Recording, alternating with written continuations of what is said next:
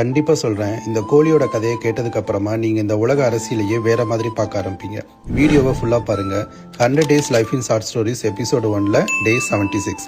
இந்த மாதிரியான இன்ட்ரெஸ்டிங்கான ஸ்டோரிஸை தெரிஞ்சுக்க நம்ம பேஜை ஃபாலோ பண்ணிக்கோங்க. ஒரு நாள் ஹிட்லர் ஒரு கோழியோட அமைச்சரவை கூட்டத்துக்குள்ள வராரு.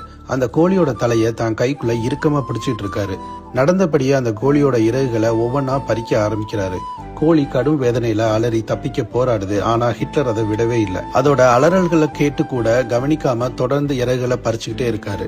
அமைச்சரவையில இருந்த எல்லாரும் பாவம் அந்த உயிரை ஏன் இப்படி கஷ்டப்படுத்துறீங்க, அதை விட்டுடுங்கன்னு சொல்றாங்க. ஆனா ஹிட்லர் யாரோட பேச்சையும் கேட்கவே இல்லை. கடைசியா கோழியோட எல்லா இறகுகளையும் பறிச்சுட்டு அதை தரையில தூக்கி எறிகிறாரு. அதுக்கப்புறமா தன்னோட பாக்கெட்ல இருந்து சில தானியங்களை எடுத்து அந்த கோழிக்கு தின்ன கொடுக்கறாரு.